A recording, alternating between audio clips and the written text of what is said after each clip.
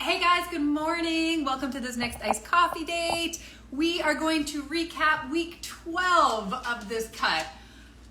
It's been the longest 12 weeks of my life.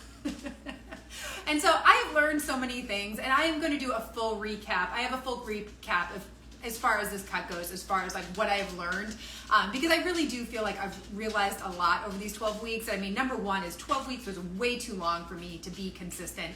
And if you think about that, that's like a quarter of the year. I mean, that's 3 months out of the year. That is a really, really long time. So definitely moving forward, if I ever do a cut again, it's going to be 8 weeks. It is not going to be 12 weeks. And I gave a few highlights in my stories this morning, so go back and check out those. But I did my InBody this morning at Magnitudes just to see kind of what happened as far as like muscle mass and fat loss, because that is a key thing here. When you go into a fat loss phase, you can't really pick and choose if you're going to lose fat or lose muscle. You kind of lose both just because you're not fueling your body the way you need to. So over the course of this 12-week cut, I haven't been able to work out. I think I started this cut like the week or maybe the week after I got injured. So like it's been 12 weeks of me really not working out very much. So it's just been really, really interesting to see the scale go down. And I have seen some of the lowest numbers on the scale that I've ever seen in many years of my life. But now after I did my InBody, I realized that was pretty much all muscle because my fat mass stayed the same. I mean, it really didn't change very much, but my muscle mass went down a ton. And that's another key thing here is that what I say to our clients again and again, any woman who is like over 35, if you don't lose it, if you don't use it, you are going to lose it. And I can't emphasize that enough. Just these 12 weeks of not strength training, I lost muscle, which is such a bummer. Yes, the scale went down, that's wonderful, but I can't say that my body composition is quote unquote better because I lost muscle. It's just like such a bummer. So I've learned so many things during this cut. I will have, a full recap of what I have learned. But I think that is one of the key things, the time of it and then losing the muscle and whatnot, because that is such a bummer. But anyways, as far as like, big picture stuff. So I was kind of like joking with Mal when I was like looking at my InBody today. I was like showing him my results and everything. And I was like, I did all this work and I didn't lose any body fat. It just kind of stayed the same. And he looked at me and he was like, what do you mean all this work? And I was like, you're right.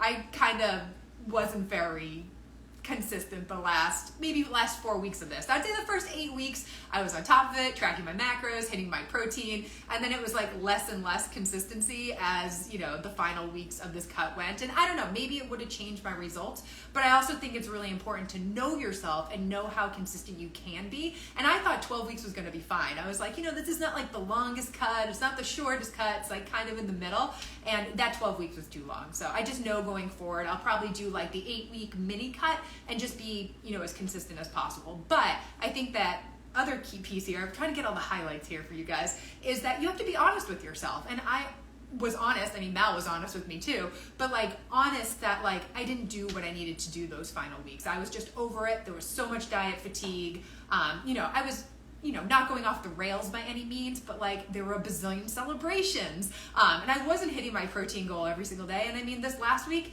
I don't even think I opened up my MyFitnessPal. So you can tell right there, I just wasn't really on top of it. But again, like going back to like the muscle building stuff, like that, it just goes to show you can see the scale go down from week to week, but it doesn't necessarily mean it's fat. And in my case, it was muscle. So moving forward, I have definitely refocused. I have a plan moving forward to build back that muscle. I'm going to go back to maintenance. Technically, after a cut like this where, maybe I didn't go super low with my calories either. I just didn't want to lose the muscle. So I can't really say that I went super low calorie by any means, but in a perfect world, you would reverse diet back up to maintenance.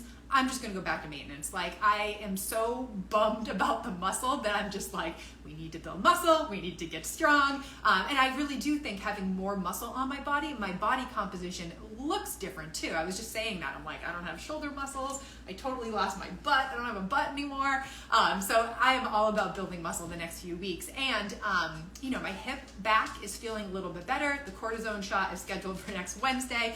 And hopefully I can get back to my usual routine as far as just strength training on the regular. But man, this was a big learning experience for me, for sure. But yeah, going back to just eating maintenance calories, getting my protein in, having a good summer, the whole bit. but it was something, guys. I was surprised, but I'm very, very thankful it's over. I did time it with my birthday. Today's my birthday, and I was like, this is the end of the cut. So now we are done with this cut. I don't have to keep thinking about it. And honestly, like, that diet fatigue is a real thing. So just a tip, if you do plan a cut phase, to know yourself. And if you can't be consistent for 3 months or 4 months, totally fine. Make it shorter, or focus your attention on maintenance. And this is what we're doing with the Fit and Fueled ladies very, very soon. We're going to be talking about maintenance and how magical maintenance is, because if there's going to be a time that you are going to gain muscle and lose fat, it's in maintenance, because you are fueling your body properly. You are strength training. You are doing all the things to be your healthiest self. And I think that's when that body composition change can happen. And honestly, maintenance does not get enough respect. So that's where I'm headed. We're going to focus on building muscle. I'm, at magnitude. So in a month or 2 months, I'm definitely going to do another InBody and just see if things have changed as far as that muscle building goes. But yeah, that's pretty much it. Glad this thing's over. Probably not going to do this again anytime soon. There will be a full recap of all of this on YouTube. It's going to be like a full video, because I do have a lot of things that I've learned and advice as far as anybody embarking on a cut phase moving forward. So I'm glad I did this. I really got a lot of good insight. I really understand where our clients' heads are when they are doing this. I have a lot more empathy for not being consistent. And yeah, I really do think it's all about like knowing yourself and also setting yourself up for success. Because the other thing, like thinking about the last few weeks, we had Mal's birthday, we had Quinn's birthday, we had my birthday, we had Mother's Day and Father's Day and Memorial Day. And I'm like, maybe this is not the best time for a cut, just like thinking through it. But it's never a perfect time. It's never a perfect time. But knowing we have a whole month of celebrations, it just wasn't helping what I was doing. Anyways, glad it's over. It was a great experience. Any questions or anything, let me know. And I'm going to go enjoy my birthday. Bye, guys. Happy Monday.